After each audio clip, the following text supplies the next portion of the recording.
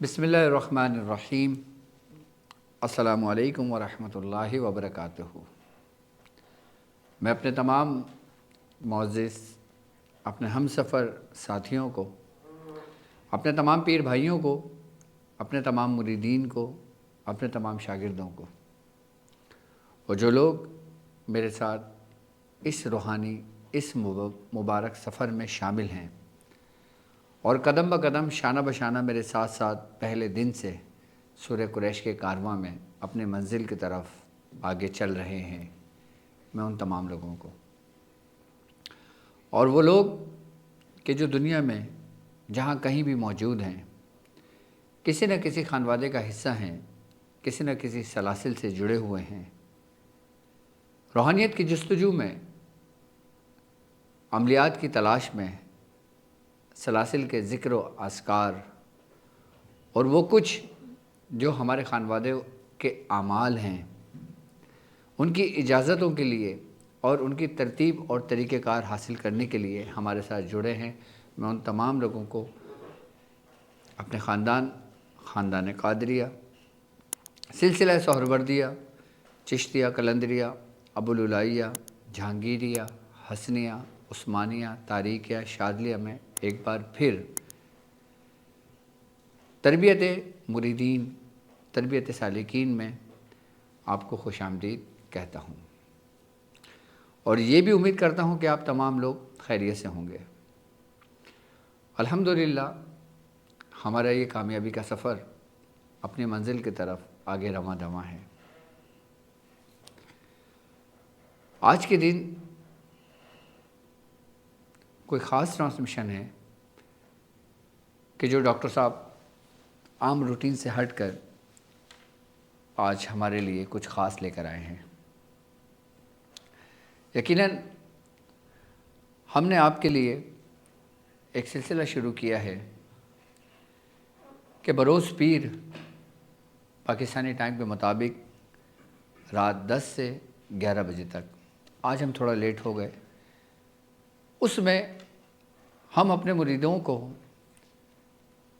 اپنے چاہنے والوں کو، اور جو لوگ اپنا روحانیت کا سفر کر رہے ہیں، کہ جن لوگوں کو شوق ہے سلاسل کے ذکر و اذکار کا، کہ جو لوگ چاہتے ہیں روحانیت حاصل ہو، ان کے لیے بروز پیر صرف اور صرف ذکر کا سلسلہ رہے گا، کہ جس میں ہم اپنے خاندان کے مختلف سلاسل میں جو ذکر و اذکار رائج ہیں، ہمارے بزرگوں کی ذات سے جو منسوب ہیں، کہ جنہوں نے جو جو ذکر کیے، ہم اسٹیپ بائی اسٹیپ ان ذکروں کو آپ سے بتائیں گے اور اس کے ترتیب اور اس کے طریقہ کار سمجھائیں گے۔ یعنی کہ بروز پیر ہمارا ذکر کا سلسلہ رہے گا، یعنی کہ ذکر محفل۔ یہ وہ محفل ہے کہ جس میں ہم جتنا ذکر کریں کم ہے، اور بروز جمعرات سفینہ نجات المسائل، کہ جس میں ہم تربیت عاملین اور جو عملیات سے شغاف رکھتے ہیں، ان لوگوں کے لیے ہمارے سلسلے کا کوئی نہ کوئی خاص عمل، اس کی ترتیب اور اس کے طریقہ کار ہے۔ تو ہم بڑھتے ہیں اپنے منزل کی جانب، کہ جو منزل انسان کی حقیقی منزل ہے، کہ جس منزل کے لیے انسان کو پیدا کیا گیا، وہ منزل کیا ہے؟ اگر ہم اس منزل کی بات کرتے ہیں تو بزرگ فرماتے ہیں کہ وہ ہے ذکر، اور وہ ذکر کہ جسے کہا جاتا ہے کہ فکر کے ساتھ ہو۔ بعض لوگ ذکر کرنے کے معاملے میں کچھ بڑی بڑی غلطیاں کر بیٹھتے ہیں۔ بعض لوگوں کو معلوم نہیں ہوتا کہ ذکر کے صحیح طریقہ کار کیا ہیں۔ بعض لوگ چلتے پھرتے ذکر کر رہے ہوتے ہیں، بعض لوگ لیٹے ذکر کر رہے ہوتے ہیں، بعض لوگ کسی بھی حال میں ہوتے ہیں اور وہ ذکر کر رہے ہوتے ہیں۔ تو بیسیکلی اگر ذکر دیکھا جائے تو ذکر ہے کیا؟ کیا ذکر سے ہم اپنے حالات میں بہتری پیدا کر سکتے ہیں؟ کیا ذکر سے ہمارے حالات بہتر ہوتے ہیں؟ اور بالخصوص وہ ذکر کہ جسے ذکر خفی یعنی کہ ذکر قلبی کہا جاتا ہے، اس کی کیا اہمیت ہے؟ وہ کب اور کیسے شروع کروایا جاتا ہے؟ ہمارے سلسلے کے اندر بالخصوص خاندان قادریہ سلسلہ سہروردیہ میں سب سے پہلے جو ذکر تعلیم کیا جاتا ہے وہ ذکر بالجہر ہے، یعنی وربلی ذکر، زبان سے ذکر، کہ جس سے انسان زبان سے اقرار کر رہا ہوتا ہے کہ جب تک انسان زبان سے اقرار نہیں کرتا دل اس کی تصدیق نہیں کرتا، کیونکہ زبان جو ہے وہ ہمارے دل کی غلام ہے، وہ اس کے محتاط ہے۔ زبان پہ جو کچھ آتا ہے اس کا ٹپکا جو ہوتا ہے وہ ہمارے قلب کی زمین پر گرتا ہے۔ کہ سب سے پہلے جو ذکر ہوتا ہے وہ ذکر بالجہر ہوتا ہے۔ اب ذکر بالجہر میں آپ کوئی سا بھی ذکر کر لیں، یعنی ذکر بالجہر جو ثابت ہے یہ ہے حضرت عمر فاروق رضی اللہ تعالیٰ عنہ سے۔ آپ جب ذکر کرتے تھے تو آپ کی گلی سے گزرنے والے جو لوگ ہوتے تھے ان کو آواز آتی تھی باقاعدہ طور پہ کہ حضرت عمر ذکر کر رہے ہیں، اور ایسا محسوس ہوتا تھا کہ جیسے پورا گھر ہل رہا ہو۔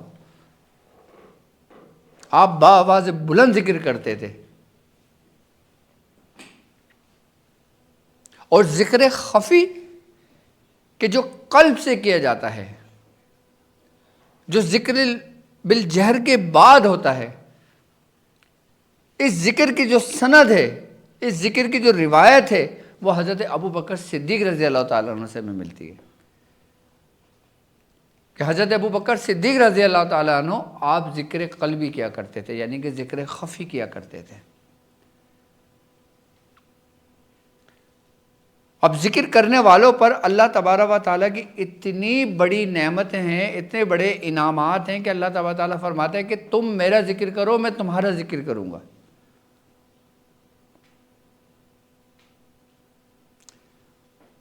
اور جو لوگ اپنے رب کو صبح شام اٹھتے بیٹھتے چلتے پھرتے لیٹتے اٹھتے اپنے رب کو پکارتے ہیں، اپنے رب کے نام کو یاد کرتے ہیں، کہ جب وہ اپنے رب کی طرف لوٹیں گے تو پھر رب ان کو یاد کرے گا۔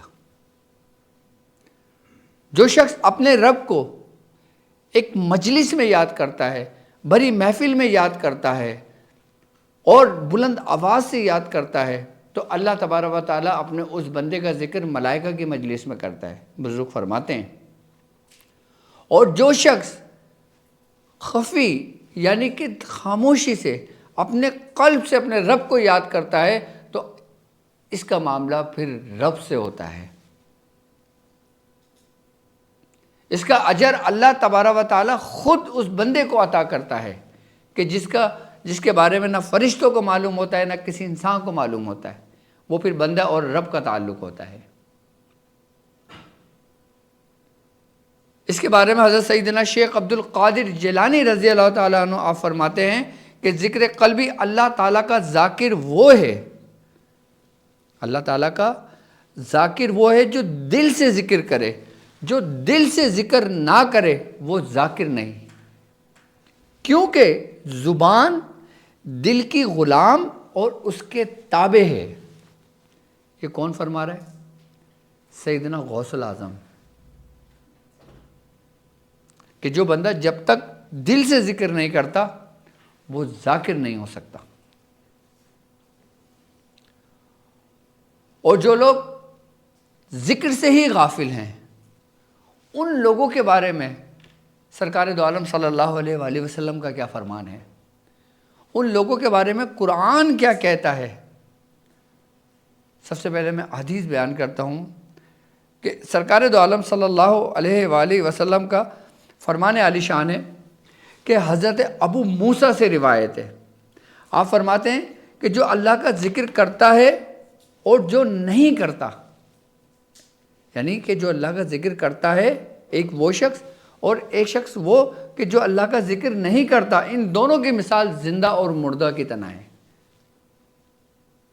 یعنی کہ جو اللہ کا ذکر کرتا ہے اس کی مثال ایسا ہے کہ جس میں سانس ہے، جان ہے، روح ہے،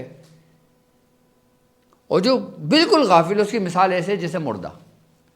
اب قرآن کیا کہہ رہا ہے اس بارے میں؟ قرآن کی آیت کا مفہوم ہے، اللہ تبارک تعالیٰ فرماتا ہے کہ جو شخص ہماری یاد سے تغافل برتتا ہے، یعنی کہ جو ہمیں یاد ہی نہیں کرتا، ہم اس پر ایک شیطان مسلط کر دیتے ہیں۔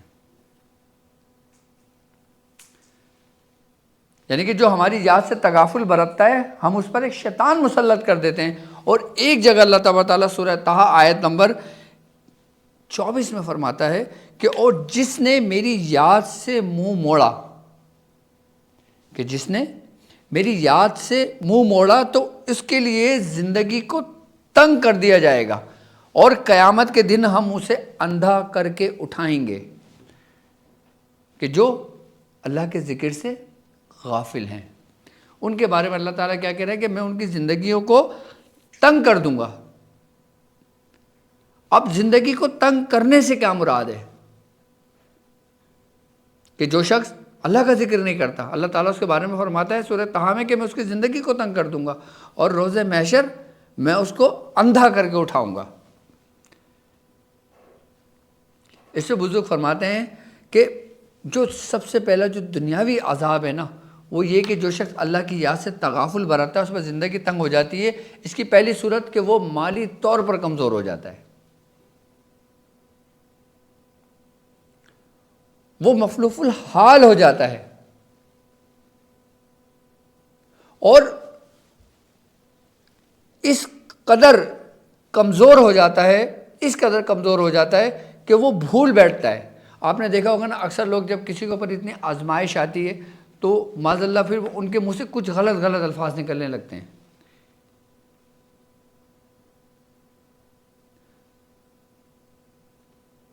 کہ وہ بالکل ہی غافل ہو جاتے ہیں۔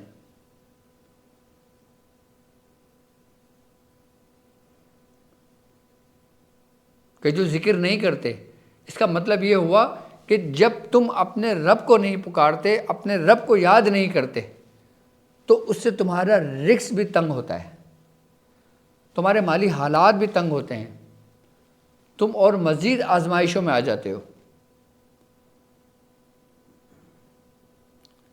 اب آپ کے دل میں یہ خیال ہوگا کہ ڈاکٹر صاحب یہ بات کر رہے ہیں کہ جو اللہ کو یاد نہیں کرتا اس کے مالی حالات تنگ ہو جاتے ہیں، اس کا رزق بھی تنگ ہو جاتا ہے، اس کے دنیاوی حالات بھی تنگ ہو جاتے ہیں، اس کی زندگی اس پر تنگ کر دی جاتی ہے۔ لیکن وہ کافر، وہ مشرک جو اللہ کو نام ہی نہیں لیتے، ان کے پاس اتنی فراوانی کیوں ہے پھر؟ اب جیسے مثال کے طور پہ ایک شخص کسی اپنے بچوں کی شادی کرتا ہے تو وہ اربوں ڈالر خرچ کر دیتا ہے، جبکہ وہ مسلمان بھی نہیں ہے، تو اس کو کیا کہیں گے؟ یاد رکھیے گا کہ آزمائش میں دونوں ہیں۔ ایک مسلمان جو کلمہ پڑھتا ہے، اپنے رب کی یاد سے غافل ہے، وہ آزمائش میں ہے، اور وہ کہ جس کے پاس دنیاوی خواہشات، دنیاوی دولت، شہرت، یہ چیزیں ہیں، وہ آزمائش میں نہیں، وہ بلکہ عذاب میں مبتلا ہے۔ کیسے؟ کیونکہ دولت کی کثرت دو چیزوں پر مبنی ہوتی ہے۔ ایک حقیقت کیا ہے کہ اگر وہ دولت تمہیں تمہارے رب کے قریب لے جاتی ہے، اب رب کے قریب، اب جیسے حضرت عثمان غنی رضی اللہ تعالیٰ عنہ تھے، آپ سے مالدار کون تھا، لیکن آپ اپنے رب کے قریب تھے، آپ اپنے رب کا ذکر کیا کرتے تھے، تو آپ کی جو دولت تھی وہ کوثر تھی، یعنی کہ کثرت تھی، اس میں برکت تھی۔ اور جو کفاروں کو جو ملی، جیسے ابو جہل کو ملی تھی، ابو لہب کو ملی تھی، جو دوسرے کفار تھے ان کے پاس بھی دولت کی کثرت تھی، وہ بھی کہتے تھے کہ دیکھو نا ہمیں بھی تو دیا، تو وہ کوثر نہیں تھی بلکہ وہ تکاثر تھا۔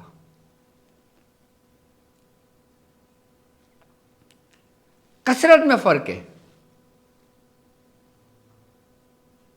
کہ جو تمہارے رب کے قریب تمہیں لے جائے اور جو تمہیں رب سے غافل کر دے، یہی دولت کہ اگر تمہیں ملی اور تم اپنے رب کی یاد سے غافل ہوئے تو یہ تمہیں پھر تکاثر کے رستے پر لے جائے گی، اور اگر تم توبہ کرتے ہو، تائب ہوتے ہو، اپنے رب کا ذکر کرتے ہو، تو پھر تمہیں یہ اپنے رب کی طرف لے آتی ہے، کیونکہ سرکار دو عالم صلی اللہ علیہ وآلہ وسلم کا فرمان عالی شان ہے، آپ نے فرمایا کہ جو شخص گناہ کرتا ہے تو اس کے قلب پہ ایک سیاہ ڈاٹ لگ جاتا ہے۔ اب جب سیاہ ڈاٹ اس کے لگتا ہے نا، تو پھر وہ گناہوں پہ توبہ نہیں کرتا، معافی نہیں مانگتا، خطا پہ خطا کرتا رہتا ہے، گناہ پہ گناہ کرتا رہتا ہے، تو پھر وہ جو ڈاٹ ہوتا ہے نا، پھر وہ بڑھنے شروع ہو جاتا ہے، اس کی سیاہی بڑھنے لگتی ہے۔ اب جب اس کی سیاہی بڑھ جاتی ہے تو وہ پورے قلب کو اپنے ہاتھے میں لے لیتی ہے، کہ جس سے اس کا قلب ایسی حالت میں چلا جاتا ہے کہ جیسے کسی غافل کا قلب۔ اب قلب کے بارے میں اللہ تبارک و تعالیٰ کیا فرماتا ہے کہ جو مومنین کا قلب ہے، جو کافروں کا قلب ہے، جو مشرکوں کا قلب ہے، قرآن نے ہر چیز واضح بیان کی ہے۔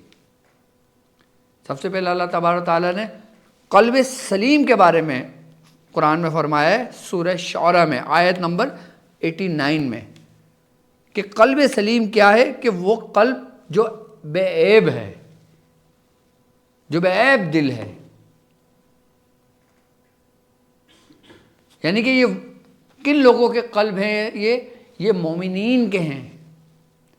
اور دوسرا اللہ تعالیٰ فرماتا ہے کہ قلب واجل، یعنی کہ خوف رکھنے والا دل، یہ ہے سورہ بقرہ آیت نمبر 74 اور سورہ حدید 16 آیت میں اس کا ذکر ہے، کہ وہ دل کہ جو اپنے رب کا خوف رکھتے ہیں،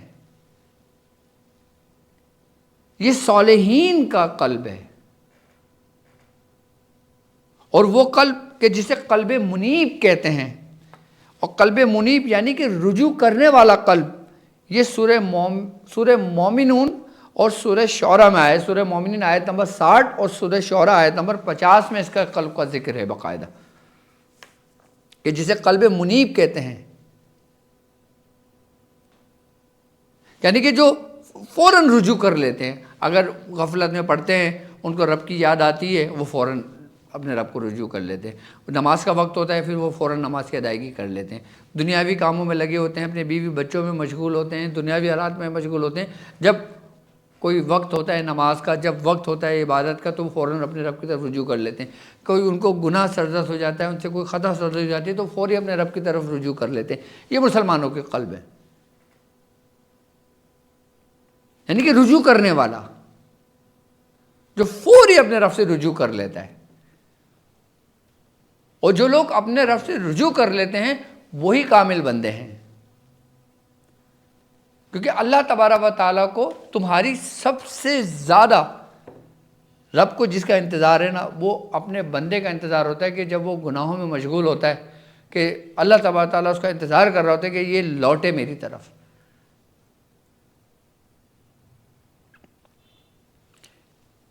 اس قلب کا ذکر قلب منیب کا سورہ شعراء میں، اور ایک قلب مطمئنہ، یعنی کہ اطمینان پرسکون پانے والا قلب، کے جس کا ذکر سورہ رعد میں آیت نمبر 28 میں ہے۔ ایک اطمینان پانے والی نفس بھی ہے اور قلب مطمئنہ بھی ہے۔ یہ ان لوگوں کا قلب ہے کہ جو مقبول بارگاہ ہوئے، کہ جن کو رب نے دنیا اور آخرت دونوں میں اطمینان بخشا۔ یہی وہ قلب ہے جس کے بارے میں اللہ تعالیٰ فرماتا ہے کہ اے اطمینان پانے والی نفس، لوٹ اپنے رب کی طرف، کہ تیرا رب تجھ سے راضی ہوا، اور جا تو میری جنت میں داخل ہو جا۔ یہ وہ قلب ہے۔ یہ جو 4 قلب ہے نا، یہ سمجھ لو کہ یہ مسلمان، مومن اور صالحین، ان کے قلب ہیں۔ اب جو قلب مشتب کا، یعنی کہ بکھرا ہوا قلب ہے، سورہ حشر میں آیت نمبر 14 ہے، یعنی کہ بکھرا ہوا قلب۔ ایک قلب ہے قلب مریض، یعنی کہ بیمار دل، اس کا ذکر سورہ بقرہ میں بھی ہے، سورہ انفال میں بھی ہے، سورہ مدثر میں بھی ہے۔ سورہ مدثر کی آیت نمبر 31 میں ہے، سورہ انفال کی آیت نمبر 49 میں ہے، سورہ مائدہ کی آیت نمبر 52 میں ہے، سورہ بقرہ کی آیت نمبر 30 میں اس کا ذکر ہے۔ اور ایک قلب ران، یعنی کہ زنگ آلود دل،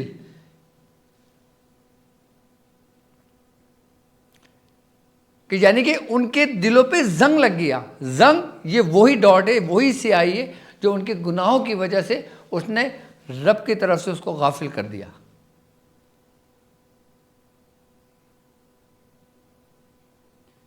یہ غفلت میں رہنے والوں کے قلب کا ذکر کر رہا ہوں میں اب, کہ جو رب کی یاد سے بالکل غافل ہیں. اور ایک قلب مختوم کہ یعنی کہ مہر زدہ دل, کہ جس کا ذکر سورہ بقرہ 7, سورہ اعراف 100, سورہ مومن آیت نمبر 35 میں ہے, اس کا ذکر ہوا ہے. کہ جو مہر جن کے دلوں پہ لگی ہوئی ہے, جو مہر زدہ دل ہیں قلب میں. قلب عربی زبان میں بیسیکلی دل کو کہا جاتا ہے. آپ دیکھیں قلب کے جو اگر لغوی معنی دیکھیں نا, تو قلب کے لغوی معنی الٹنے کے ہیں, الٹے کے ہیں. قلب ایسا نہیں ہے, قلب الٹا ہے پورا. اور ایک قلب قاسی کہ یعنی کہ سخت پتھر کی طرح قلب, کہ جسے قلب قاسی کہتے ہیں. اس کا ذکر قرآن میں سورہ حج آیت نمبر 53, سورہ حدید آیت نمبر 16 میں اس کا ذکر ہے. میں جو آیت کوٹ کر رہا ہوں نا, آپ اس کو کھول کے تھوڑی سی اس کے بارے میں پڑھیے گا, اس قلبوں کے بارے میں. اگر آپ کے قلب میں ہلکی سی نرمی آئے, آپ کی آنکھوں میں آنسو آئے, تو سمجھ لینا کہ تمہارا جو قلب ہے نا وہ رجوع کرنے والا ہے. اور ایک قلب کہ قلب عامہ, کہ جسے کہتے ہیں اندھا دل, کہ حقیقت دیکھتے ہوئے بھی حقیقت نظر آ رہی ہے اس کو, لیکن اس کو قبول نہیں کر رہا. سب کچھ اس کے سامنے ہے, وہ اس کو ایکسیپٹ نہیں کر رہا. اس کو معلوم ہے یہ حقیقت ہے, لیکن وہ اس کو مان نہیں رہا. ایسے قلبوں کا ذکر قرآن میں سورہ حج آیت نمبر 46 میں اس کا ذکر آیا ہے. اور ایک قلب اغلف, یعنی کہ قفل زدہ قلب, کہ جن کے دلوں پہ تالے لگے ہوئے ہیں. کہ قرآن میں بعض آیتوں میں بعض مقامات پر ہے نا کہ ہم نے ان کے دلوں پہ قفل لگا دیے, ان کے قلوب پہ ہم نے مہر لگا دی, جو ان کو کچھ نہیں سوچتا, کچھ نہیں دیکھتے, کچھ نہیں جانتے, کچھ نہیں دیکھتے, کچھ نہیں بولتے. کہ جس کا ذکر قرآن میں سورہ بقرہ میں آیا ہے 88 آیت نمبر میں. تو یہ وہ قلب ہیں کہ جو مومنین کے ہیں, جو کفار کے ہیں, جو مشرکوں کے ہیں, اور ان لوگوں کے ہیں جو اپنے رب کی یاد سے غافل ہیں. اب سوال یہ پیدا ہوتا ہے, ہم ان قلب کے بارے میں تو جانتے ہیں, لیکن ذکر قلبی کب کیا جاتا ہے؟ کیا ذکر قلبی فوری طور پہ دے دیا جاتا ہے؟ یا جب مرید اپنے شیخ کی بارگاہ میں حاضر ہوتا ہے, اپنے شیخ سے جب کچھ طلب کرتا ہے, تو شیخ اس کو کہتے ہیں کہ تم ذکر قلبی کیا کرو؟ نہیں, ذکر قلبی ابتدان کے لیے ہوتا ہی نہیں ہے. پہلے شیخ اپنے مرید کی اصلاح کرتا ہے. کہ جیسے حضرت, میں ایک مثال دیتا ہوں, حضرت شیخ بہاؤالدین ذکریہ ملتانی رحمۃ اللہ علیہ, آپ اپنے شیخ کی بارگاہ میں صرف 17 دن رہے تھے. شیخ شہاب الدین سہروردی رحمۃ اللہ علیہ, کہ جن سے ہمارا سہروردی سلسلہ چلا ہے. آپ صرف 17 دن رہے تھے, تو 17 دن میں آپ نے آپ کی تربیت کر کے, آپ کو خلافت و اجازت دے کے, آپ کو ولایت دے کے آپ کو ملتان بھیج دیا تھا. تو شیخ شہاب الدین سہروردی کے جو مرید تھے, آپ کے ساتھ برسوں سے آپ کے ساتھ تھے, آپ فرماتے ہیں کہ آپ نے اپنے شیخ سے کہا کہ حضور یہ لڑکا ابھی آیا, آپ نے 17 دن میں اس کی تربیت کی, اس کو خلافت اجازت دے کے اس کو روانہ بھی کر دیا. آپ نے فرمایا کہ شیخ بہاؤالدین ذکریہ جو تھے نا, یہ سوکھی لکڑی کے مانند تھے, کہ سوکھی لکڑی آگ جلدی پکڑ لیتی ہے. یعنی کہ ان کی اصلاح ہوئی تھی, وہ صاف تھے, ان کا برتن اندر سے صاف تھا, اس میں صرف ڈالنا تھی معرفت. اس صاف برتن میں معرفت ڈال دی. اب جس کا برتن صاف نہ ہو, جو گیلی لکڑی کے مانند ہو, تو گیلی لکڑی کے مانند آگ نہیں پکڑتی گیلی لکڑی اتنی آسانی کے ساتھ, کہ جتنے جلدی سوکھی لکڑی آگ پکڑ لیتی ہے. اور آگ کیا ہے؟ یہی حرارت, یہی ذکر, کہ اس نے قلب قرار پا لیا. اور گیلی لکڑی کیا ہے؟ کہ وہ جل رہی ہے, بجھ رہی ہے, جل رہی ہے, بجھ رہی ہے, جل رہی ہے, بجھ رہی ہے, دھواں دے رہی ہے. یعنی کہ ذکر قلبی اس وقت تک تعلیم نہیں کیا جاتا کہ جب تک کہ اندر کا برتن صاف نہ ہو جائے.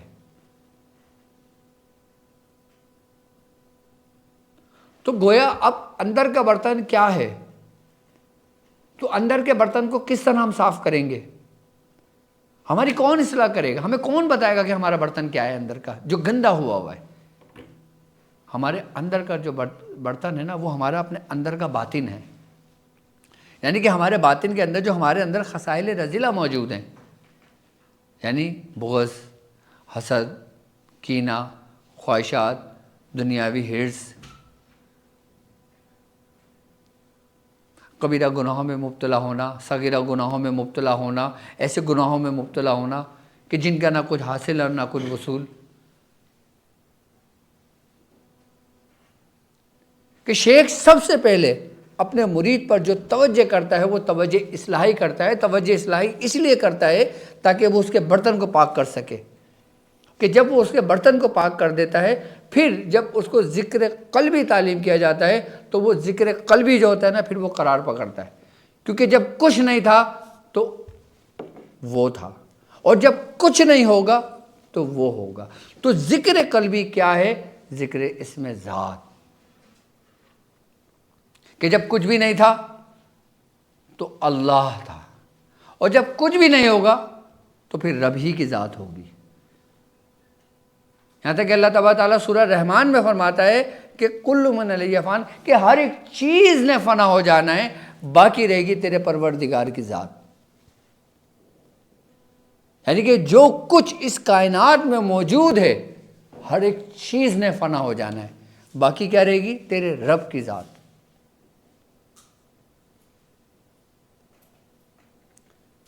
کہ شیخ اپنے مرید کے باطن کی صفائی کرتا ہے، اس کی اصلاح کرتا ہے۔ اچھا، اس کی اصلاح کیسے کرتا ہے؟ اس کی اصلاح ایسے کرتا ہے کہ سب سے پہلے اس کو جو بڑے گناہ ہیں نا، کہ جیسے بڑے گناہوں کے اندر زنا ہو گیا، کہ جیسے کسی کو نقصان پہنچانا ہو گیا، کسی کا دل دکھانا ہو گیا، کسی کو ایذا دینی ہو گئی، کسی کو تکلیف دینا ہو گئی، پہلے شیخ مرید کی اصلاح ایسے کرتا ہے کہ اس کو گناہ کبیرہ سے محفوظ رکھتا ہے۔ جیسے ماں باپ کی نافرمانی، یہ بھی گناہ ہے،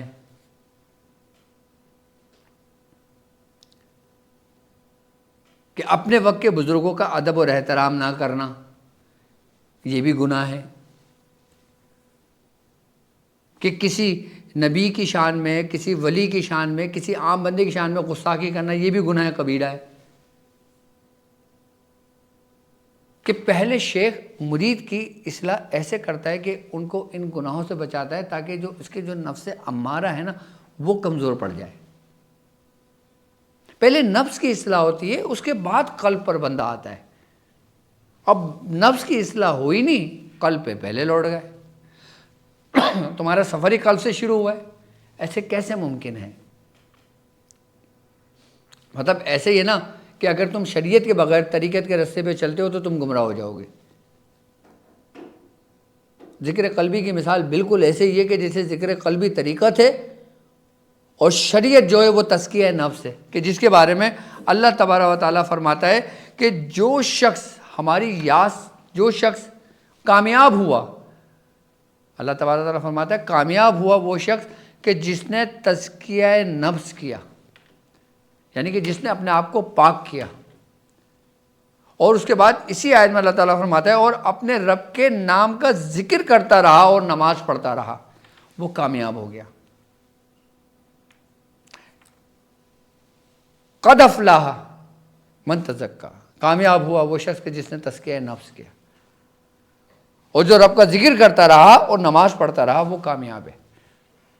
اب یہاں پہ سب سے پہلے کیا آیا ہے؟ تزکیہ نفس، اس کے بعد ذکر ہے، یعنی کہ پہلے نفس کی اصلاح ہے، اس کے بعد پھر اصلاح قلب ہے۔ اب تم اصلاح نفس کرو نہیں، اصلاح قلب پہ سب کو لگا دو تو کوئی فائدہ نہیں ہے۔ اس ہی لیے بزرگ فرماتے ہیں کہ اگر تم اپنی اصلاح کرنا چاہتے ہو، اپنے نفس کی اصلاح کرنا چاہتے ہو، اپنے تزکیہ کرنا چاہتے ہو، تو سب سے پہلا کام یہ کرو کہ تم اپنا اخلاق اچھا کر لو۔ اپنے ساتھ رہنے والے ارد گرد جو تمہارے ساتھ لوگ ہیں، تمہارے بیوی بچے ہیں، تمہارے ماں باپ ہیں، تمہارے پڑوسی ہیں، تمہارے اہل محلہ ہیں، تمہارے ساتھ جڑے ہوئے، تمہاری ذات سے جڑے ہوئے جو لوگ موجود ہیں، ان کے ساتھ صلہ رحمی سے پیش آؤ، اپنا سلوک اچھا رکھو ان کے ساتھ۔ یہ بہترین تزکیہ نفس کی پہلا زینہ ہے، پہلا زینہ ہے یہ۔ اسی لیے بزرگ فرماتے ہیں کہ اگر سلوک کے 99 حصے کیے جائیں تو 90 حصے کا جو فیض ہے وہ صرف تمہارے اخلاق کی صورت میں تمہیں مل جاتا ہے۔ باقی جو 9 حصے موجود ہیں، پھر وہ ذکر ہے، پھر وہ فکر ہے، پھر وہ عبادت ہے، پھر وہ ریاضت ہے، پھر وہ تمہارے معاملات ہیں، وہ تمہارے و شیخ کے درمیان ہیں۔ اگر تم اپنے رب کے ساتھ تعلق کو مضبوط کرنا چاہتے ہو تو تمہیں سب سے پہلے بندوں کے ساتھ تعلق کو مضبوط اور بہتر بنانا ہوگا۔ اگر تمہارا تعلق لوگوں کے ساتھ اچھا ہے، لوگوں کے ساتھ مضبوط ہے، لوگوں کے ساتھ تم احسن انداز سے پیش آتے ہو، لوگوں کے ساتھ مدد کرتے ہو، لوگوں کی خدمت کرتے ہو، لوگوں کے کام آتے ہو، تو یہ سمجھ لو کہ تمہاری کامیابی کا پہلا زینہ ہے۔ تم نے اپنے 90% تم نے روحانیت کا سبق حاصل کر لیا، اپنا سفر طے کر لیا، 90% سفر طے کر لیا۔ کس صورت میں؟ کہ اس صورت میں کہ جب تم نے میری اس بات پہ عمل کر لیا جو بزرگ فرماتے ہیں۔ اگر تمہارا بندوں کے ساتھ رب مضبوط ہوتا ہے، محبت بڑھتی ہے، اور اس کے بعد پھر تم اپنے خالق سے جب محبت کا دعویٰ کرتے ہو نا، تو پھر وہ تمہیں قبول کرتا ہے۔ ہر دعوے کی ایک دلیل ہے۔ اگر میں اپنے رب سے محبت کا دعویٰ کروں، میں صرف اسی کی اطاعت کروں، نماز پڑھوں، روزہ رکھوں، حج کروں، اچھے کام کروں، اور میرا اخلاق لوگوں کے ساتھ اچھا نہ ہو، میں لوگوں کو دھوکہ دے رہا ہوں، لوگوں کو فریب کر رہا ہوں، لوگوں میں اس طریقے سے پیش آ رہا ہوں، لوگ مجھ سے پریشان ہیں، محلے والے مجھ سے پریشان ہیں، کیا میرا رب مجھ سے محبت کرے گا؟ اس کا جواب آپ کے پاس ہے، بالکل نہیں کرے گا۔ وہ تمہاری ساری عبادتیں تمہارے منہ پہ دے مارے گا۔ کیوں؟ کیونکہ اللہ تبارک تعالیٰ قرآن میں کہتا ہے کہ اگر تم مجھ سے محبت کا دعویٰ کرتے ہو تو سب سے پہلے میرے نبی کی اطاعت کرو، اس کے افعال اور اقوال کی پیروی کرو، وہ یحکم اللہ، پھر میں تم سے محبت کروں گا۔ اب آ جاتے ہیں حضور کی سیرت پہ، حضور کی زندگی پر، کہ حضور نے زندگی بسر کیسے کری۔ کہ ہم اپنے رب کے پاس گئے، رب نے کہا بھائی تو میرے پاس نہ آ، تو پہلے میرے محبوب کے پاس جا۔ قرآن کی آیت کا تو یہی مفہوم ہے نا، کہ اگر تم مجھ سے محبت کرتے ہو تو اس رستے سے آؤ، پہلے تم ان کی اطاعت کرو، پہلے تم ان سے محبت کرو، پہلے تم ان کی پیروی کرو۔ اب حضور کا طریقہ کار کیا تھا؟ اب آپ حضور کا طریقہ کار اٹھا کے دیکھ لیں کہ سب سے اس روئے زمین پہ سب سے بہترین اخلاق سرکار دو عالم صلی اللہ علیہ وآلہ وسلم کا ہے کہ ورفعنا لک ذکرک، کہ ورفعنا لک ذکرک، اے نبی ہم نے آپ کے ذکر کو بلند کر دیا۔ کہ جس کا ذکر رب نے بلند کر دیا ہو، جس کا اخلاق رب نے بلند کر دیا ہو، اور اس کے بعد حضور نے کیا فرمایا تمہیں معلوم؟ کہ سرکار دو عالم صلی اللہ علیہ وآلہ وسلم کا فرمان عالی شان ہے، آپ نے فرمایا کہ تم میں بہترین شخص وہ ہے کہ جس کا اخلاق سب سے اچھا ہے۔ بزرگ فرماتے ہیں 90% انسان کا سلوک اس اخلاق پہ طے ہو جاتا ہے۔ یعنی کہ تزکیہ نفس کی سب سے پہلا زینہ میں نے آپ کو بتایا کہ سب سے پہلا زینہ کیا ہے؟ ہم نے اپنے حال کو اگر اچھا کرنا ہے، اپنے حالات کو اگر ہم نے سنوارنا ہے، اپنے معاملات کو ہم نے دیکھنا ہے، تو ہم نے سب سے پہلے اپنا اخلاق اچھا کرنا پڑے گا، اپنا سلوک اچھا رکھنا پڑے گا۔ کیوں؟ کیونکہ تمہیں معلوم ہے بعض اوقات جو تمہیں رزق مل رہا ہوتا ہے نا، تو وہ دوسروں کی وجہ سے مل رہا ہوتا ہے۔ کیوں؟ کیونکہ تم ان کی مدد کرتے ہو۔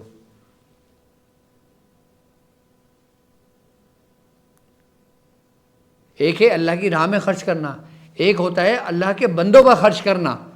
اب آپ مجھے بتاؤ آپ کی نظر میں بہتر کیا ہے؟ کہ وہ کہ جو تم اللہ کی راہ میں خرچ کر رہے ہو، ایک وہ کہ جو تم بندوں پہ خرچ کر رہے ہو۔ اس کے بارے میں بھی میں بتاتا ہوں آپ کو کہ اس کے بارے میں حضور کا کیا فرمان ہے۔ کہ سرکار دو عالم صلی اللہ علیہ وآلہ وسلم کا فرمان ہے کہ وہ دینار بہت اچھا ہے کہ جو اللہ کی راہ میں خرچ ہوا ہو۔ آپ نے فرمایا وہ دینار بہت اچھا ہے جو تم نے اپنے احباب اور دوستوں میں خرچ کیے ہوں۔ آپ نے فرمایا وہ دینار بہت اچھا ہے کہ جو تم نے اپنی بیوی بچوں پہ خرچ کیا ہو۔ آپ نے فرمایا قسم ہے اس رب کی ذات کی کہ جس کے قبضے میں محمد کی جان ہے، یعنی کہ قسم ہے اس رب کی کہ جس کے قبضے میں میری جان ہے، کہ سب سے بہترین اور سب سے احسن اور سب سے اچھا دینار وہ ہے کہ جو تم نے اپنے بیوی بچوں پہ خرچ کیا ہو۔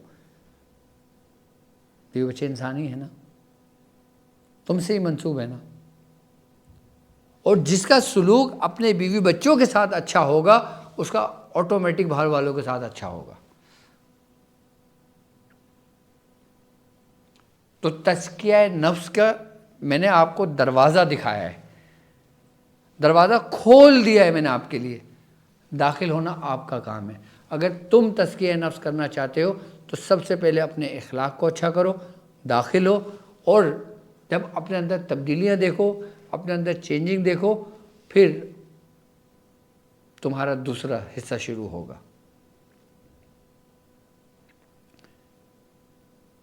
یہاں تک کہ سرکار دو عالم صلی اللہ علیہ وآلہ وسلم کا فرمان ہے کہ جو شخص وہ مومن ہے کہ جو شخص اپنے لیے پسند کرتا ہے وہ اپنے بھائی کے لیے بھی وہی چیز پسند کرتا ہے، اور جو چیز اپنے لیے پسند نہ ہو بھائی کے لیے پسند کی جائے تو وہ مومن نہیں ہے بندہ۔ مومن کی نشانی آپ نے کیا بتائی؟ کہ وہ مومن ہے کہ جو اپنے لیے پسند کرتا ہے وہی اپنے دوسرے بھائی کے لیے پسند کرتا ہے۔ تو ہمیں جینے کا طریقہ تو حضور نے سکھایا ہے، ہمیں ذکر و اذکار کے طریقے تو حضور نے فرمائے۔ تزکیہ نفس کرنا تو سمجھ لو کہ حضور کی زندگی سے ہی ہمیں مل جاتا ہے کہ ہمیں کس طرح تزکیہ نفس کرنا چاہیے۔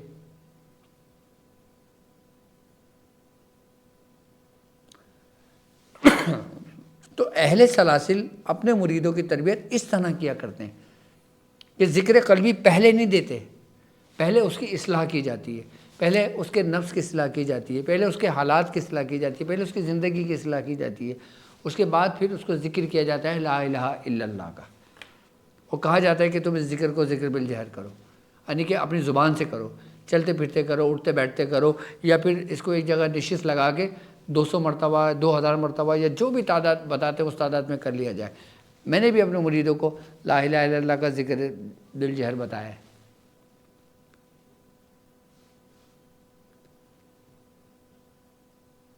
کہ جب تمہاری زبان میں اثر پیدا ہو جائے، اور پھر جب ہم قلب سے ذکر کرتے ہیں نا، قلب سے ذکر پتہ ہے کیسے کیا جاتا ہے؟ قلب سے ذکر میں آپ کو بتاتا ہوں کہ جب آپ ذکر جہری کرتے ہو، اس کے بعد جب فارغ ہو کے تھوڑی دیر کے لیے بیٹھ جاؤ نا، تو اپنی زبان کو تالو سے لگاؤ اور اللہ اللہ کہنا شروع کرو۔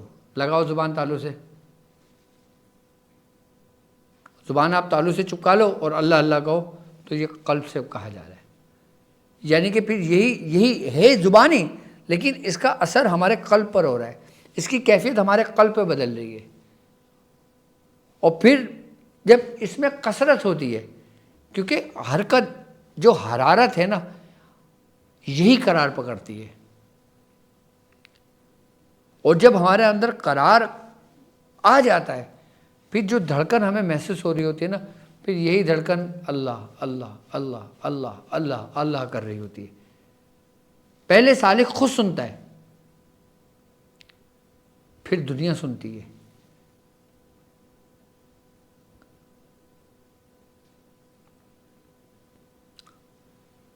قلبی ذکر کی بڑی اہمیت ہے، اور جو لوگ ذکر قلبی کرتے ہیں ان کو چاہیے کہ سب سے پہلے وہ اپنی اصلاح ان کی ہو گئی ہو، ایک وقت ہو گیا ہو شیخ کی خدمت میں، شیخ نے خود تعلیم کیا ہو تو بہت اچھا ہے۔ اور ایک بات یاد رکھنا، ذکر قلبی اپنی مرضی سے اپنے شیخ سے نہ مانگنا، اپنے شیخ سے ذکر نہ مانگنا، سب کچھ مانگ لینا، ذکر نہ مانگنا، کیونکہ تمہیں نہیں معلوم کہ تمہارے لیے کیا اور کون سا ذکر بہتر ہے۔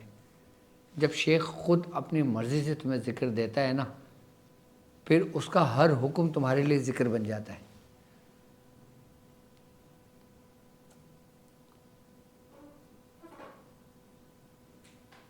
پھر تمہارا چلنا پھرنا اٹھنا بیٹھنا ذکر بن جاتا ہے، کہ تم اپنے شیخ سے نہ مانگنا۔ شیخ تمہیں اپنی مرضی سے ذکر تعلیم کرے نا تو وہ تمہیں تمہارے رب کے قریب لے جائے گا۔ اور تم اپنی مرضی سے مانگتے ہو، شیخ منع نہیں کرے گا، وہ دے دے گا تمہیں، لیکن پھر وہ سفر لمبا ہے، طویل سفر ہے، پھر وہ پہنچو گے پھر بھی، لیکن طویل سفر طے کر کے پہنچو گے۔ اور جب شیخ اپنی مرضی سے تمہیں ذکر دے گا تو پھر وہ تمہیں مختصر وقت میں تمہیں وہاں پہنچا دے گا وہ۔ بسم اللہ الرحمن الرحیم۔ باقی جو لوگ ذکر قلبی کرتے ہیں،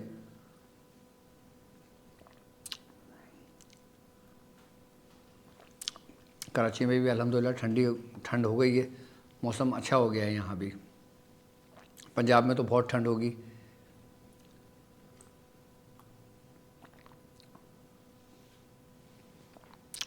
الحمدللہ جو لوگ ذکر قلب بھی کرتے ہیں، اس میں ذات کا ذکر کرتے ہیں، میں ان کو ایک ترتیب اور ایک طریقہ کار سمجھا دیتا ہوں ان لوگوں کے لیے کہ جن لوگوں نے جو میرے شاگرد ہیں، کہ جن لوگوں نے ذکر جہری کیا ہوا ہے، یعنی کہ لا الہ الا اللہ 200 مرتبہ، الا اللہ 400 مرتبہ، اللہ اللہ اللہ اللہ اللہ 600 مرتبہ، اور پھر صلی اللہ علیہ یا محمد 1200 مرتبہ، یا پھر ایک تسبیح جو آسانی ہو آپ کو۔ اس کے بعد جب وہ ذکر قلبی کرے نا، تو ذکر قلبی کا سب سے بہترین جو وقت ہے نا، وہ تہجد کا وقت ہے، کہ آپ بالکل پرسکون ہو کر بیٹھ جائیں، آپ نے کچھ نہیں کرنا، آپ نے صرف اور صرف اس میں ذات کا تصور کرنا ہے، زبان تالو سے لگانا ہے اور اللہ اللہ اللہ اللہ کہتے رہنا ہے۔ ابتدا میں اس کو 6600 مرتبہ کر سکتے ہو کاؤنٹ میں، نہیں تو پھر اس کو لا تعداد آپ اس کا ذکر کرتے رہو۔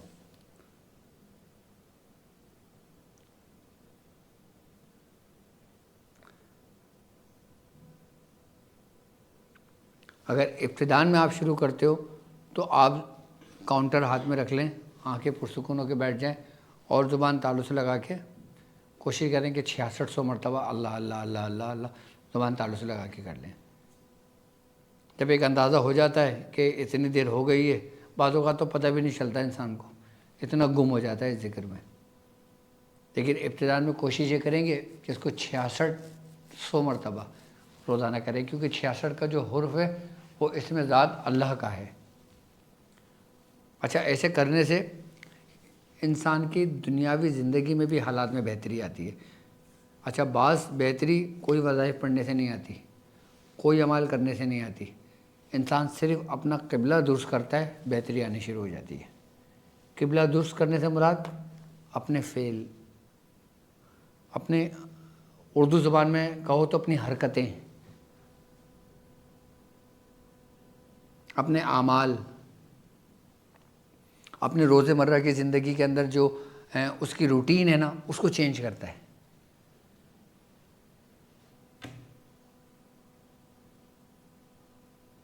بعض اوقات ہمیں صبر نہیں بلکہ اپنا رخ پھیرنے کی ضرورت ہوتی ہے۔ ہماری روٹین وہی ہے، حالات وہی ہیں، معاملات وہی ہیں، ہم صبر کر رہے ہیں، ہم کہہ رہے ہیں ہم صبر کرنے والوں میں سے ہیں، اللہ تعالیٰ دے گا تو لے لیں گے، نہیں وہ تو دے ہی رہے، لیکن تمہیں اپنا تھوڑا سا رخ بدلنے کی ضرورت ہے، اپنی روٹین بدلنے کی ضرورت ہے۔ اس کے بعد جب 6600 بار آپ تہجد کے وقت پڑھ لیں، 66 دن تک پڑھیں، 66 دن تک پڑھنے میں نا ایسی کیفیت ہو جائے گی کہ آپ پہ اپنے قلب پہ نا ایسا لگے گا کہ جیسے کوئی پٹی نہیں باندھ دیتا، کہ جیسے بنیان کو ٹائٹ پہن لے، اس کو فیل ہوتا ہے کہ جکڑا ہوا ہے، ٹائٹ ہوا ہوا ہے۔ اگر اس کے بدن پہ کپڑے بھی نہ ہو نا تو اس کو ایسا محسوس ہوتا ہے کہ جیسے اس کا قلب بھاری ہوا ہوا ہے۔ تو یہ کامیابی کی علامت ہوتی ہے۔ بعض اوقات ایسی کیفیت ہوتی ہے کہ انسان کا جو قلب ہوتا ہے نا وہ سن ہونے لگتا ہے۔ اچھا، تکرار ہی نہیں مارنا، آپ نے ضرب نہیں مارنا قلب پہ، ابتدا میں ضرب نہیں ماری جاتی، ابتدا میں صرف تصور میں ضرب دی جاتی ہے۔ جب یہ 66 دن گزر جائیں گے نا، پھر میں ضرب مارنے کا طریقہ بتاؤں گا، پھر ایسی ضرب ہوگی کہ ایک ضرب مارو گے اور بندہ پوری رات بیٹھ کے اللہ اللہ اللہ اللہ کر رہا ہو، وہ ضرب اور تمہاری ایک ضرب برابر ہوگی۔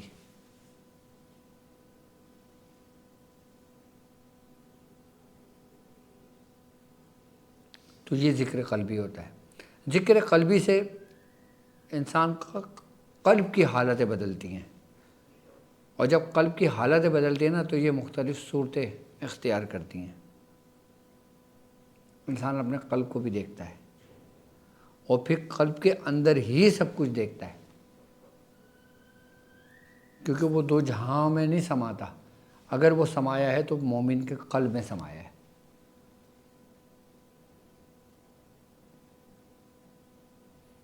اب جن قلب کا میں نے ذکر کیا ہے قرآن سے، اب آپ دیکھ لو کہ آپ کا قلب کون سا ہے اور آپ کو کیا کرنے کی ضرورت ہے۔ اگر غفلت میں بکھرا ہوا ہے، پریشان ہے، تو پھر اپنے رب کی طرف رجوع کرو۔ آپ محفل سما میں بیٹھو، محفل نعت خوانی میں بیٹھو، ذکر و اذکار کی محفل میں بیٹھو، لیکن زبان تعلق لگا کے شروع ہو جاؤ۔ ابتدائی وقت میں کام کر رہے ہو، کرتے رہو، بھول گئے کوئی بات نہیں، یاد آئے زبان تعلق لگاؤ، اللہ اللہ شروع کر دو، بڑی جلدی کیفیت بدلتی ہے اس کی۔ اب پھر میں انشاءاللہ تعالیٰ جب نیکسٹ منڈے آئے گا یا پھر قلب کی صورتیں، میں اس قلب کی حالتیں آپ کو بتاؤں گا کہ اس ذکر قلبی سے ہمارے قلب پہ کون کون سے اثرات مرتب ہوتے ہیں، اور پھر وہ کن کن حالتوں میں بدل کے پھر کس قلب کی طرف سفر کرتا ہے۔ یعنی کہ جیسے مثال کے طور پہ اگر ابھی ہمارا قلب مریض ہے، یعنی کہ بیمار دل ہے، بیمار دل مردہ دلی ہے نا، اب مردہ دل زمین میں کیا کیا جائے گا؟ اب اگر دنیاوی حالات میں کسی زمین کو دیکھتے ہیں، مردہ بنجر زمین کو، تو اس کو آباد کرنے کے لیے زمین پہ کتنی محنت کرنی پڑتی ہے۔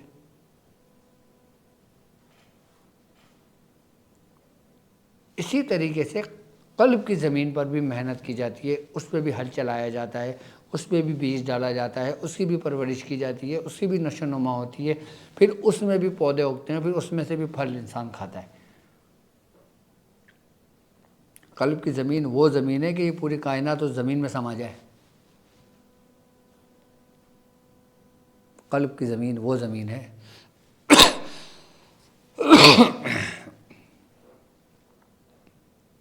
تو پھر میں اس قلب کی حالتیں بیان کروں گا، پھر اس ذاکر کی کیفیت کو بیان کروں گا۔ سب سے پہلے اپنے جو نئے لوگ ہیں، جو دیکھ رہے ہیں، جو سن رہے ہیں، وہ جب ذکر کریں تو لا الہ الا اللہ 200 مرتبہ کریں، چاہے وہ تھوڑی سی آواز سے کر لیں یا بالکل خاموشی سے کر لیں، یا اتنی آواز سے کر لیں کہ تمہارے کانوں کو جائے، یا پھر بلند آواز سے کر لیں، جیسا آپ کو آسان ہو، لیکن کسی کو تکلیف نہ پہنچے۔ یہ نہیں کہ بیوی بچے سو رہے ہیں، اب آپ نے بولا ڈاکٹر صاحب نے ذکر بالجہر کا ہے، لا الہ الا اللہ، لا الہ الا اللہ کر کے آپ نے سب بیوی بچوں کو اٹھا دیا، سب گھر والوں کو اٹھا دیا۔ نہیں، ایسے کہ تمہارے ذکر سے کسی کو تکلیف نہ پہنچے۔ بندہ وہی مومن ہے کہ جس کے بارے میں حضور نے فرمایا کہ اس کی زبان، اس کے ہاتھ اور اس کے پیر سے دوسرے مسلمان محفوظ رہے۔ ذکر ایسے کیا جائے۔ ہاں، آپ تنہائی پر ہیں، کوئی نہیں ہے، آپ ذکر کرو، اور ایسا ذکر کرو کہ آپ کی کیفیت خود بنے۔ لا الہ الا اللہ 200 مرتبہ، الا اللہ 400 مرتبہ، اللہ اللہ اللہ 600 مرتبہ، اور 1200 مرتبہ صلی اللہ علیہ یا محمد۔ یہ ذکر تمہارا ذکر کامل ہے پورا۔ ابتدائی مرید کے لیے یہ ذکر ایسا ہی ہے کہ جیسے بچہ پیدا ہوا اور اس کی ماں ہی اپنی فیڈ کرا رہی ہے اس کو۔ اب اس بچے کو آپ روٹی نہیں دے سکتے، جبکہ آپ بولے روٹی تو حلال ہے، روٹی تو ہم بھی کھاتے ہیں، اس کو بھی کھلاؤ۔ اس چھوٹے سے بچے کو روٹی نہیں دیتے ہو آپ، کیوں؟ کیونکہ آپ کو معلوم ہے کہ اس کی خوراک نہیں ہے۔ اسی طریقے سے شیخ کو معلوم ہوتا ہے کہ جب مرید آتا ہے تو اس کو کیا خوراک دی جائے گی، تو اس لیے خوراک کا تعین مرید نہیں کرتا بلکہ شیخ کرتا ہے۔ جس طریقے سے بچے کے لیے بچے کی خوراک کا تعین اس کی ماں کرتی ہے، بچہ نہیں کرتا، ورنہ بچہ تو ہر چیز منہ میں رکھتا ہے، کوئی کھلونا بھی آئے گا تو منہ میں رکھ لے گا، وہ بھی آئے گا تو منہ میں رکھ لے گا۔ دنیاوی مثال بہت پیاری ہے یہ، مرید بھی ایسا ہوتا ہے کہ اس کو سورہ مزمل بھی مل جائے، اس کو یاسین بھی مل جائے، اس کو اخلاص بھی مل جائے، اس کو سارے عمل ڈاکٹر صاحب کے مل جائیں. ہاں رکھے اپنے پاس.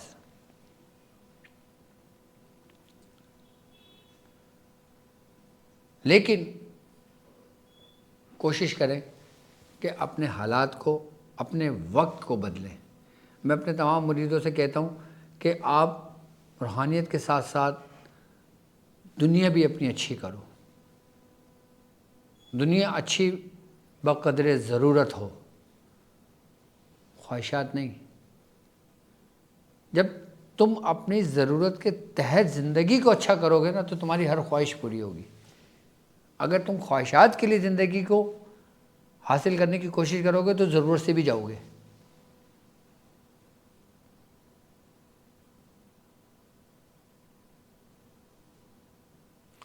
ذکر کا سب سے بڑا فائدہ یہ ہوتا ہے کہ جب انسان ذکر کرتا ہے تو اس کے دل سے دنیا ہی کی محبت نکلتی ہے. دنیا کی محبت نکلنے سے مراد کیا ہوتا ہے؟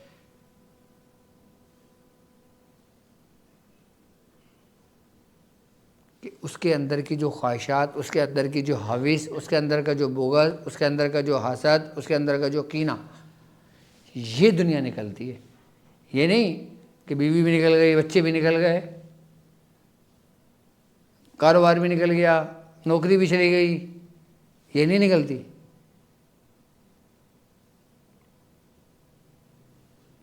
یہ ذہن میں رکھنا. وہ چیزیں نکلتی ہیں کہ جو خسائل رذیلہ ہیں، جو اندر کی بیماریاں ہیں، وہ نکلتی ہیں. یہ تو حصہ ہے. شادی کرنا، نکاح کرنا، بیوی بچے ہونا، ان کی ضروریات پوری ہونا، یہ تو حضور کی سنت ہے. یہ کیوں نکلے گی؟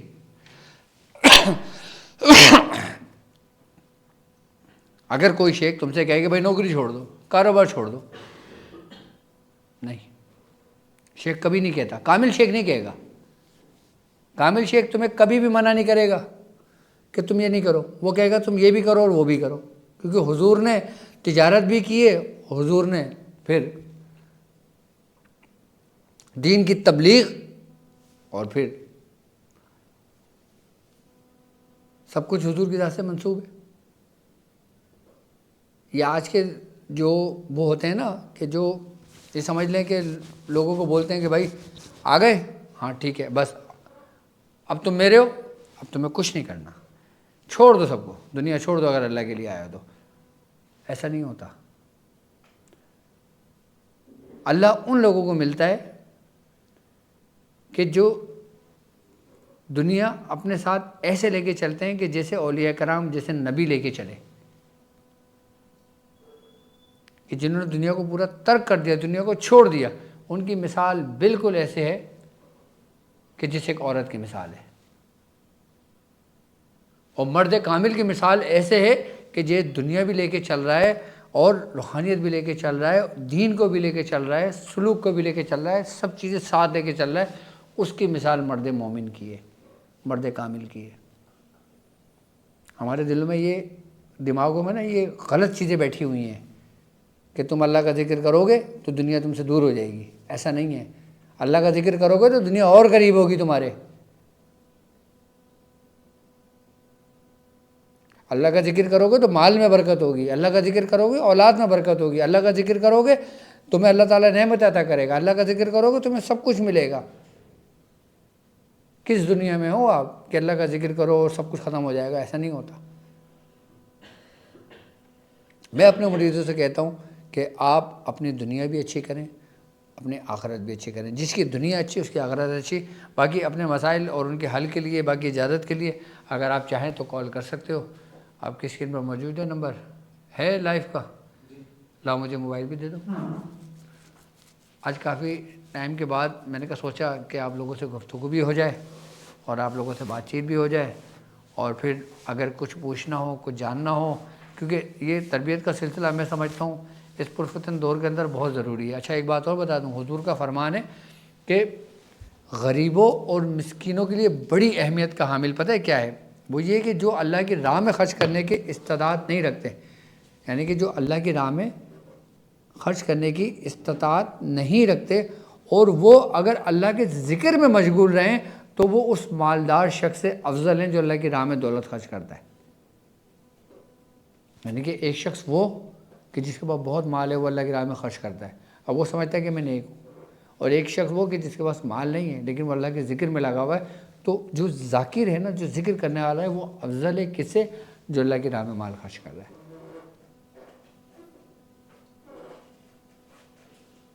حضور کی زندگی میں ہمیں بہت کچھ ہمیں سیکھنے کو ملا، بلکہ ہمیں اگر دیکھا جائے، لوگ کہتے ہیں نا کہ اگر تم کامیاب ہونا چاہتے ہو تو وقت کے ساتھ چلو. نہیں، اگر تم کامیاب ہونا چاہتے ہو تو 1400 سال پیچھے چلو تو تم کامیاب ہوگے.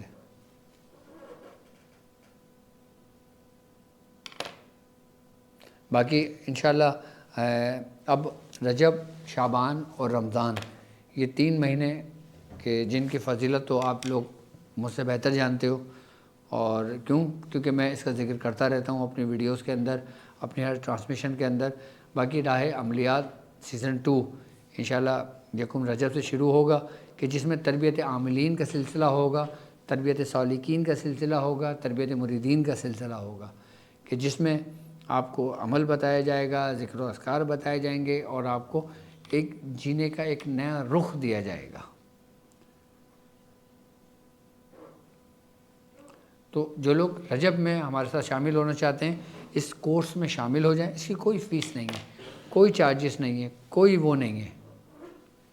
یہ صرف اور صرف اللہ کی رضا کے لیے ہے، اس لیے کہ ہر سال ہم کرتے ہیں. پچھلے سال ہم نے، آپ کو یاد ہوگا، رجب سے شروع کیا تھا. رجب، شعبان اور رمضان 3 مہینے میں آپ سے جڑا رہا. اس سال بھی میں آپ کے ساتھ جڑا ہوا ہوں. آپ مجھ سے بات بھی کر سکتے ہو، مجھ سے پوچھ بھی سکتے ہو، مجھ سے اجازت بھی لے سکتے ہو. اور باقی سیکھنے سکھانے کا سلسلہ تو چلتا رہتا ہے. ہمارا کام صرف اور صرف اپنے بزرگوں کا پیغام کو پہنچانا ہے آگے. اور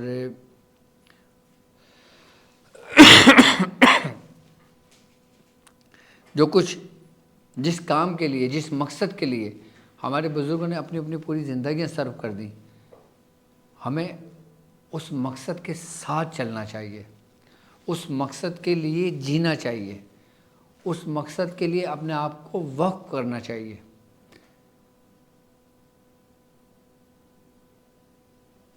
مقصد کیا ہے؟ کہ سلسلے کے پیغام کو آگے زیادہ سے زیادہ پہنچانا. جتنا میرا ہوتا ہے، میرے بس میں ہے، میں اپنے حصے کا کام کرتا ہوں. اب آپ کو چاہیے کہ آپ بھی اپنے حصے کا کام کنٹینیو کرتے رہیں. باقی یہ کہ جو لوگ ہمارے ساتھ جڑے ہوئے ہیں اس سلسلے میں، اور جو لوگ مجھ سے اس چیز کی اجازت چاہتے ہیں، تو میری طرف سے بھی ان لوگوں کو اجازت ہے.